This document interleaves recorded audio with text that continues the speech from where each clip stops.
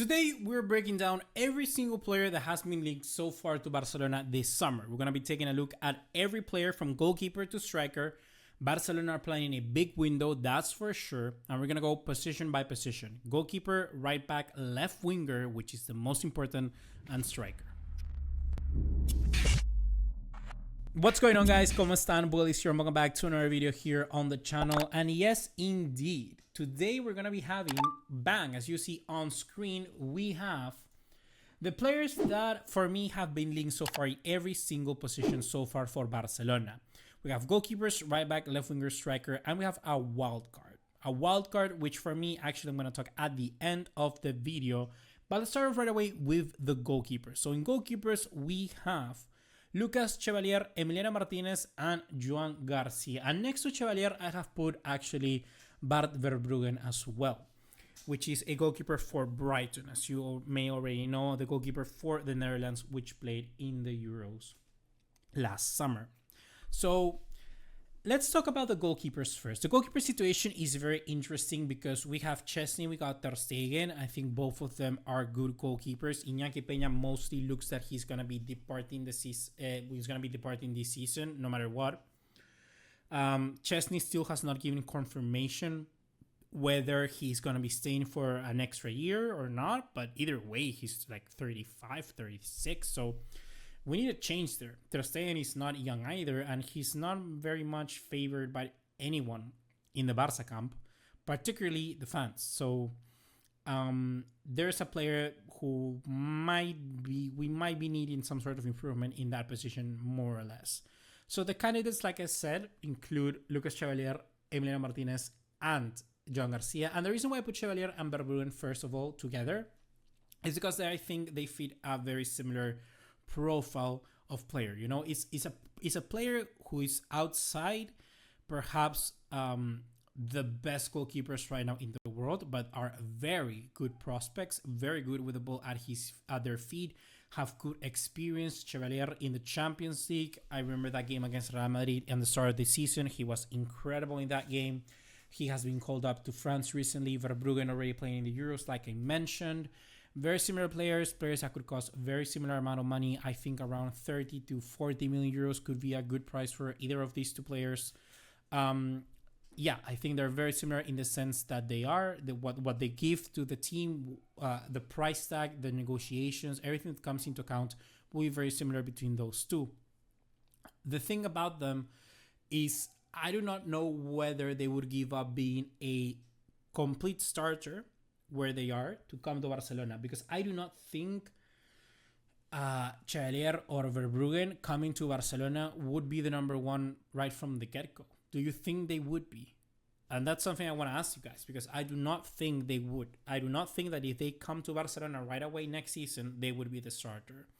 I do not think they have the pedigree, and I do not think they have the name. Could they earn it? Because we know that Hans Flick is someone who really likes discipline, who likes form, who likes how they train. But I think that the German is going to stick by his fellow countrymen. I think he's going to be sticking to Ter Stegen. So how is it going to shape up? Do we think that it might be a change? I don't know. But that's why I put them very similar in that situation. I put them together. The next candidate, perhaps, is Emiliano Martinez, who is one of the best goalkeepers in the world. He played for Aston Villa. He played for Argentina. It looks like he's already saying goodbye to Aston Villa. He was waving goodbye in the last game at Villa Park. And Emiliano Martinez is a goalkeeper I very do much like. He is the definition of a clutch player. He saved Argentina in the World Cup many times, in La Copa America. Everybody here in South America, well, not everybody, but you have divided camps. Either you really rate Emiliano Martinez and rate him like the gods of goalkeepers, like you really do think he's amazing, or you hate him. There is no middle ground with Emiliano Martinez, and I think there's no middle ground either with you in Europe or wherever you are watching this video from. So let me know actually where you're watching this video from. I wanna know. So yeah, I think Emiliano Martinez is a good goalkeeper, and if there's a possibility to get him, there apparently is some rumors that there have been an offer made by Barcelona, or contacts have been made. he would be a player who would instantly change, Barcelona, how they play. I think he is the definition of clutch. I think he could come up with very big save. He has never played, well, he has played in the Champions League, but never really in the latter stages of the competition. He has not been playing for a big club ever. He played for Arsenal, but not really in an Arsenal team that were fighting, for the big games like Barcelona have been doing of late. So it would be a big move for him, and I think he would be very much happy to move to somewhere like Barcelona. So I could see it potentially happening. One that would make sense. I think he would be a starter right away. I think he has baggage to his name to say that, to constitute maybe a change. And yeah, that would be a player I really do like. I really do, let's say, rate. And the last player, of course, is Joan Garcia. Joan Garcia is this goalkeeper from Espanyol who has had the best season I can remember of a goalkeeper in La Liga in such a long time. I think he really has been superb in La Liga this year. He saved Espanyol this last fixture from relegation. He's had a tremendous, a tremendous recibimiento from the fans. I don't know how you say it in English. Welcoming by the fans, let's say, or something. They've been cheering his name this past few hours after he saved Espanyol from relegation. And I think he's from Catalonia. Apparently he's a Barça fan, perhaps. I've seen some images of him with a Barça kid and something when he was a kid. So, yeah, I think that for me, Joan Garcia could fit very nicely. I think he's a player who plays very good with his feet. He looks like a very promising goalkeeper. He will be soon called up to the Spanish national team. Do not have a shadow of a doubt with that. I think he's superb when it comes to, his shot stopping ability. His reflexes are very good. And if you'd really, really watch him play, I think he could fit into this team very nicely because I think he has a commanding presence, particularly when it comes to, I was going to say set pieces or dead balls. I think in from corners, I think from free kicks, he looks very good. He really knows how to grab the ball, punch it away. He really have no problem with that. He's the opposite of Anonana or Vicario, like we saw in the Europa League final. So I really do think that's a good trait to have for someone for a team like Barcelona who necessarily kind of struggles in situations like that. And particularly what I like more about him is that I think that he could come in and not necessarily be demanding of a starting position because he's very young, very similar to Chevalier and Verbruggen, but the difference is that Espanyol to Barcelona is such a big jump, there's such a difference that he will be willing for that. It's already an improvement. Being the starter goalkeeper for Lille or for Brighton, playing the Premier League, playing Ligue 1, fighting around in European competitions for Lille, for instance, for Chevalier, that could be a little more tempting. Joan Garcia moving from Espanyol to Barcelona, the gap is much bigger. So I think he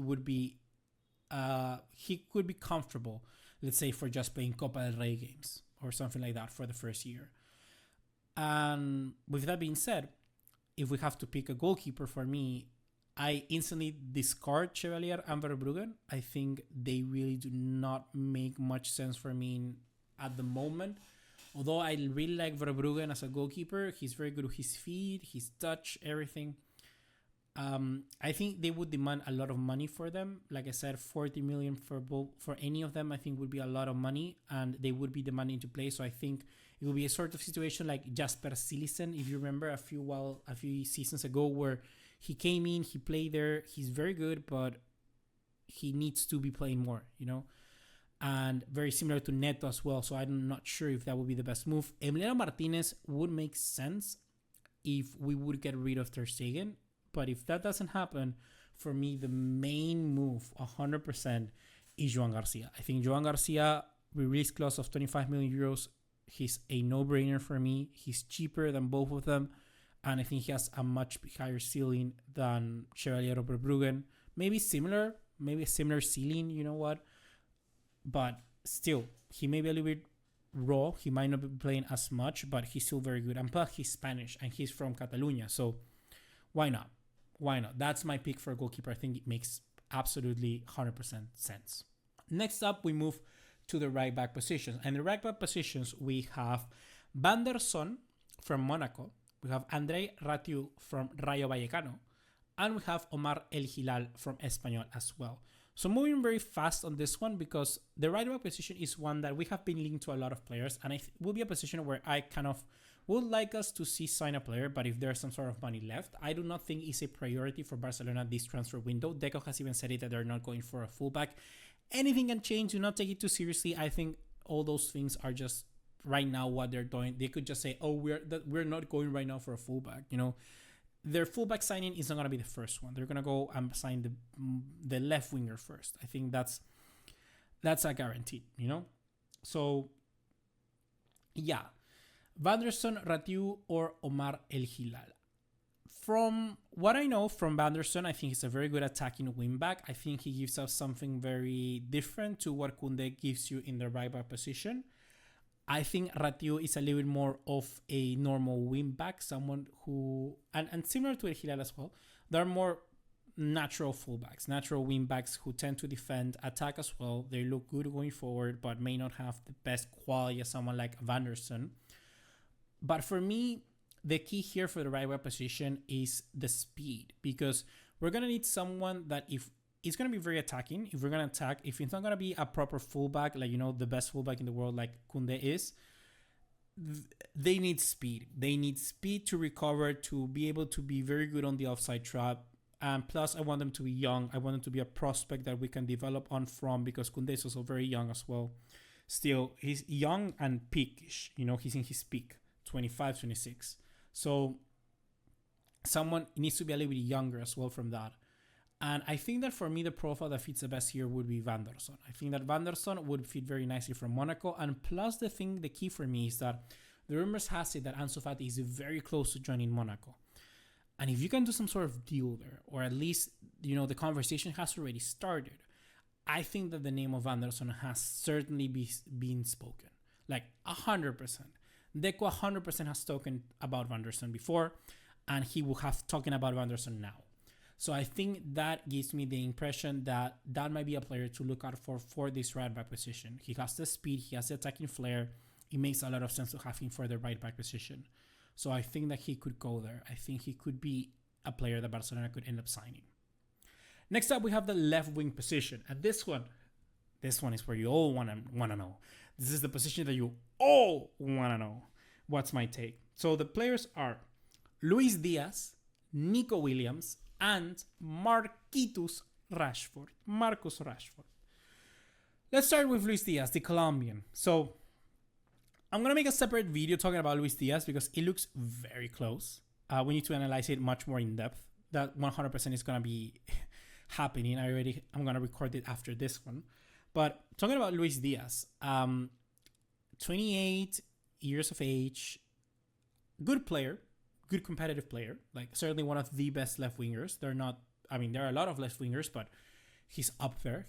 I think certainly the top 10 left wingers. Maybe you could make an argument top 5, maybe. But the amount of money that's being talked about for Luis Díaz, I think it's ridiculous. It makes no sense. I think it leaves Barcelona very, very vulnerable because they spent so much money there that then how much money are Monaco going to ask for Vanderson? You know, it changes everything.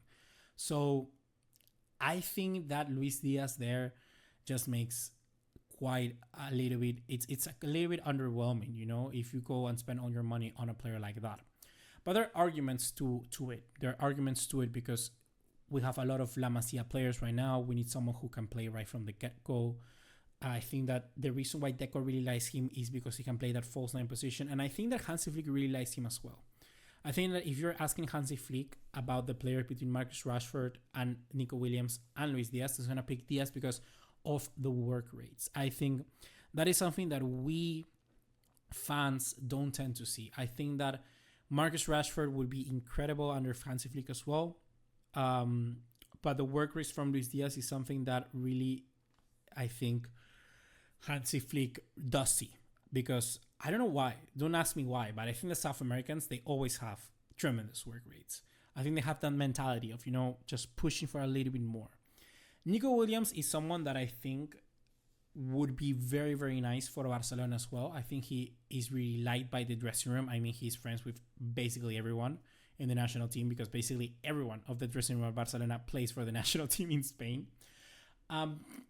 He's very, very fast. And for me, the thing that I like about Nico Williams is that he can play on both wings. He can play in the left, he can play on the right. I think he's the only one from this bunch that I could see that could really play on both sides. You know, he could cut inside, he could open up, he could be that sort of winger. And I really do like that for Barcelona. I do not know about the work rates of Nico Williams. I think that's a place where maybe they don't really want to go. But maybe also, certainly, it seems that he's discarded. He's discarded because they are not going they're not really going for a player like him. They say that the train has already passed, that they're not going to go for someone who has already rejected Barcelona in the past. I don't know. I think Nico Williams, I really do like him. I think he would be the perfect signing because he can play on both wings. You know, like he can play on the left, he can play on the right. It gives you the possibility to play Ferran on the left, on the right, Rafinha to play on the left, on the right. Lamine Yamal only plays on the right. So I think he gives you that versatility for the other players as well. I think he really unlocks a lot more than what Rashford or Díaz can give you. But anyhow, that's Nico Williams. And lastly, we have Marcus Rashford. I think that Marcus Rashford is the one who we could see crazy numbers. Like if Hansi Flick gets Marcus Rashford in this team, I think he could pull out like 20 goals and 15 assists next season. I really do think that. And plus, he's the cheapest option. I think he could lower his wages. I think he could be coming on a loan. I think it makes perfect sense as well. Marcus Rashford is such a good idea to bring someone like Marcus Rashford in because he's cheap. He's in the right age. I think he has the right mentality. I think he wants to, launch his career. We saw in Aston Villa how good he can be. And basically everybody that leaves Manchester United instantly wins stuff and becomes absolute ballers. We saw with McTominay in Serie A as well. Like, my goodness, he's the MVP for the Serie A. McTominay. So Rashford certainly can do something very similar in Barcelona, to say the least. So between these three, I think you have Díaz, which is the one that is preferred by the manager and the sporting director. You have Nico Williams, which is the preferred by the dressing room. And you have Marcus Rashford, that is this cheap option. If you're going to spend your money here, and I'm spending my money on the left winger, I'm spending it on Nico Williams. Like, who cares that he rejected Barcelona last year? Just bring him in. Just bring the guy in, He's around 50 million euros. Pay the release clause. Get him in. He can play left. He can play right. He has the speed. He has everything that you need. And he gets along with the dressing room. For me, it makes perfect sense. Build the Spanish score, what you're wanting. I know the work rates can be something that maybe Flick doesn't really like, and he wouldn't like, Lamine Yamal, Nico Williams, Balde, all of them, just being friends all around, talking all the time. Like, of course you want a little bit of discipline. Of course you want a little bit of seriousness in the dressing room and when it comes to big matches or how you're going to be celebrating and all of that. But he makes perfect sense, Nico Williams, for me. Like, either,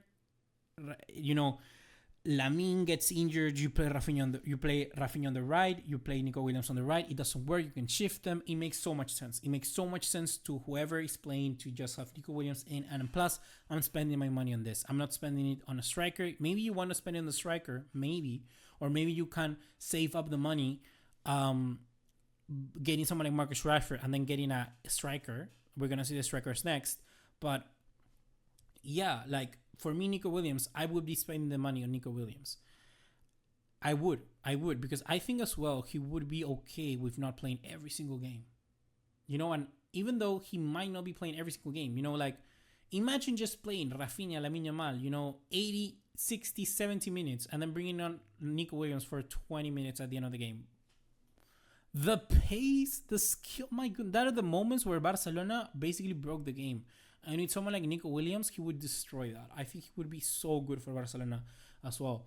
If you had me to rank this, I would say Nico Williams first, Marcus Rashford second, and Luis Díaz third. I really do think that if you can get the money and get Nico Williams, get him now. If not, go for Marcus Rashford, because I think Flicks will do wonders with him, and plus he's cheap. And Luis Díaz, I just don't know what you're going for Luis Díaz. Like, for me, he's a good player, but he's not a world beater, so not pay 80 million for him. That's crazy. And last but not least, we have the striker position. We have Jonathan David. Yeah, Jonathan David. Julian Alvarez, and Viktor Gyökeres. Yeah, the striker position. We have a name that has been linked, but why is he here? Jonathan David. First of all, let's talk about him. Very similar to Marcus Rashford. Could be a similar situation. Very similar situation because he's a good false nine. He's a good striker. Very cheap because he's coming in free. His wages might not be too high because he was playing for Leo. And I think that Hansi Flick would do wonders with him. I really do think that. I think he could transform him into, I don't know, David Villa. Like, honestly, I think he would be very good. And I really do like him because I think he could fit into this team. Why? Because Lewandowski is still playing. I think Lewandowski is still going to stay for one more season. And we need a striker, a good striker. Certainly a Champions League level striker. But someone who's not going to be demanding to play every game. Because I still feel that I still feel that Lewandowski has fire in his locker.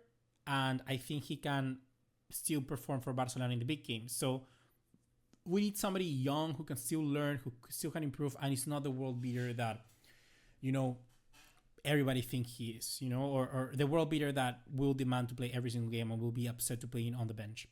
So for me, that Jonathan David is a good option. Julian Alvarez, then we have Julian Alvarez. I think he would be so expensive. I think he would be a signing maybe for a few years' time. It definitely makes sense. I think he's a good player, very good false line player. He's a very good poacher as well. I think he can associate so good with all the players that we have. Dani Olmo, Lamine Yamal, Pedri, Rafinha. No matter who he plays in front of, I think he would be amazing. Julian Alvarez, I think he really would. For Atletico Madrid, this season he was superb. He scored against Real Madrid. I think he's a good... I don't know. I really do like Julian Alvarez. He's one of the best strikers in the moment out there. Plus, he's very young. Not very young, but 24, 25. He's around that age. 2001, I think he was born. So, yeah. And last but not least, we have Viktor Gyökeres. Gyökeres, for me, this would be, this is the how do you call it? The showstopper signing. This is the billboard headline signing. This is the one where you spend, your 70, 65 million euros on and you get Viktor Gyökeres. I think he would be incredible as well. He has a release clause for that amount of money. I think it would make sense. I think, of course, less than somebody like Luis Díaz. But he would score so many goals for Barcelona. But the problem for me is that if you get a player of his stature, of his level, where does he really fit in with Lewandowski? For me, Lewandowski is still going to be a part of this team. And I do not know whether he's going to be okay with not playing that many games this season. This might be the last year of Lewandowski. I've heard there are some rumors that he might retire after this year. So if that's the case, well, fair play, but I don't know. It does matter. Time is everything in life. And I think that this might not be the right moment to get somebody like as big as Gyökeres through the door. And if this was the last year of Lewandowski, sure, go for Gyökeres. Sure, go for Julian Alvarez. Particularly Gyökeres. I think he would be cheaper than Julian Alvarez. But way cheaper. But for me, having Lewandowski here, it stops basically everything else that we want to do. And plus, I already spent my money on Nico Williams. So that is why I'm selecting Jonathan David. I think that Jonathan David would be actually a good player for Barcelona. I think he would be very, very good for Barcelona. I don't know why. That's my signing. That's the one I go like, damn, that makes perfect sense. Go sign him on a free. That makes so much sense for me. Get him through the door. Get the Canadian through the door. It will make perfect sense. For me, in my opinion. He's cheap. He's a good player. Good false nine. Good poacher. He will not be demanding that many minutes. And whenever we need him, I know he will be able to stand up. I think he will be like on the similar level of someone like Ferran, but a little bit better. I think he's a better finisher. Not a better finisher than Ferran. I think he gives you a little bit more in a striker position, maybe different from Ferran as well. So I think he would fit nicely there. So yeah, I would go with Jonathan David, honestly. And last but not least, I had a wildcard, and that was Xavi Simons.